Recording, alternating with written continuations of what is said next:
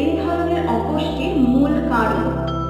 একজন pregnant woman যদি সঠিকভাবে না খায় তাহলে কিন্তু সে যেমন ম্যাল নিউট্রিশনে ভুগছে, তার সাথে সাথে কিন্তু বাচ্চাটিও ম্যাল নারিশড হচ্ছে। এর ফলস্বরূপ বাচ্চাটি অনেকটা কম ওজন নিয়ে জন্মাচ্ছে। এই সমস্ত বাচ্চারা কিন্তু প্রোটিন, এনার্জি, ম্যাল নিউট্রিশন এই ধরনের অপুষ্টিতে ভুগতে থাকে। তাই সবার আগে আমাদেরকে এনশিওর করতে হবে যে একজন প্রেগনেন্ট ওম্যানের পুষ্টি যথার্থ হচ্ছে কি। একজন মানুষের নর্মাল মিলের থেকে কিন্তু প্রেগনেন্ট ওম্যানের যে মিলটা তাতে কিন্তু